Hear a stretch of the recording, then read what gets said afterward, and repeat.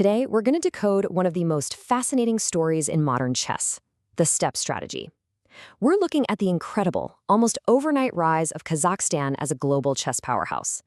And it all starts with one really puzzling question. How does a nation of just 19 million people suddenly start producing more elite young chess talent than countries with 1 billion? And even more fascinating, why was this incredible surge led at first almost entirely by teenage girls? To really wrap our heads around this, we have to look at the data first. Because what's happening here isn't just a strong performance. From a statistical standpoint, it's a genuine anomaly. Check this out. If you pull up the FIDE World Rankings for the top 20 female players under 20, you'll almost always find 4, sometimes even 5 from Kazakhstan. Now think about that. Per capita, that is a way higher concentration of elite talent than what you see from demographic giants like China or India. This isn't a fluke. It's a very real and consistent pattern. And that pattern at the top is fed by an absolutely massive base.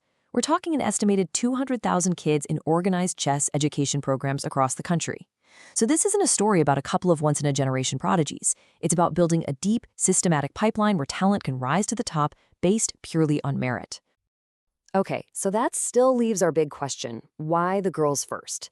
The answer, it turns out, might be found in a really counterintuitive sociological theory that gives us a powerful way to understand this female-led breakthrough. It's known as the gender equality paradox, an idea developed by the Australian grandmaster and academic David Smerdon. And the core idea is pretty fascinating. In societies where women might face more traditional expectations or barriers in typical career paths, a field like chess becomes incredibly appealing. And why is that? Because the chessboard is objective. It doesn't care who you are. This comparison really lays it out. In a country with very high gender equality, a brilliant young woman has tons of attractive career paths open to her. But in a more traditional society, chess can offer a unique kind of refuge.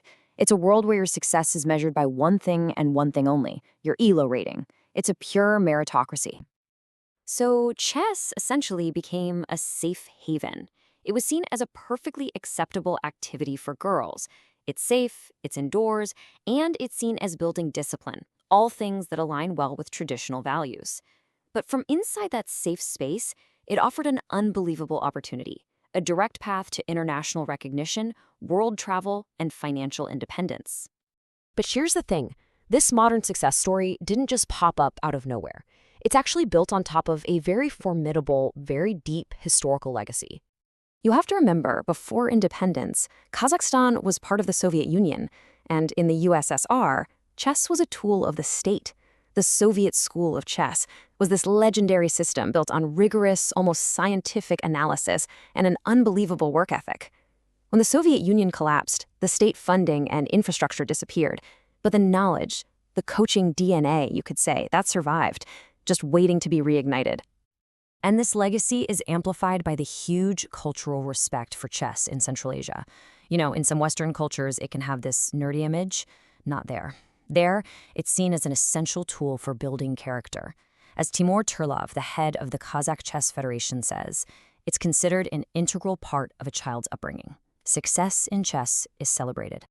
Which brings us to the final crucial ingredient. You've got the historical foundation, you've got the unique social conditions. What was the accelerant? Well, that came in the form of strategic capital and seriously professional management. This timeline just shows how incredibly fast everything happened. When the financier Timur Turlov took charge of the Federation in 2023, the change was almost immediate. A serious national strategy was put in place, and just 1 year later, the women's team brought home a historic silver medal from the Chess Olympiad. This wasn't a slow, gradual evolution. This was a targeted, well-funded revolution. And this professional approach was backed by real money. 20 million tenge. That was the prize money for each player on that silver medal Olympiad team. That kind of investment completely changes the game. It turns chess from a passion into a viable, even lucrative professional career. It sends a powerful signal to everyone that this is a serious path. And that money supports a very clear, comprehensive national plan.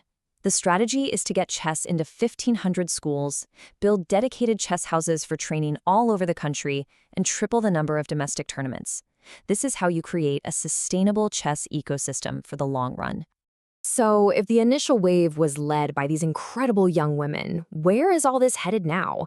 Well, the latest results are showing us the next phase of the Kazakh chess story, and it's pretty incredible. Just look at these results from the most recent Youth World Championships. Of course, you see Alana Barit-QZ taking gold in the girls U10. But then look at the boys' categories. Gold for Mark Smirnov, gold for Danis Quindikuli, gold for Adinor Idolbeck. The boys aren't just catching up anymore. They are achieving the exact same world-class results. What we're witnessing is a classic example of the sociological pull effect.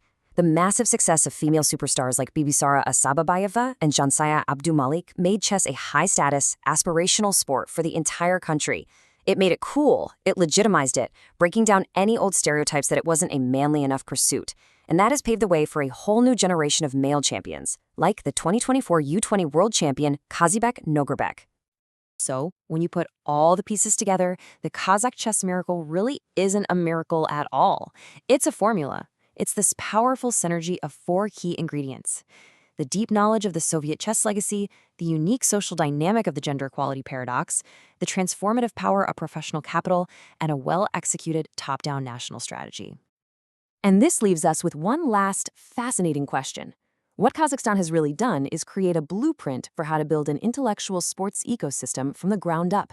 It proves that dominance in a game like chess might not just be about population size or raw talent, but about smart, deliberate strategy. The question now is, who's going to copy the playbook next?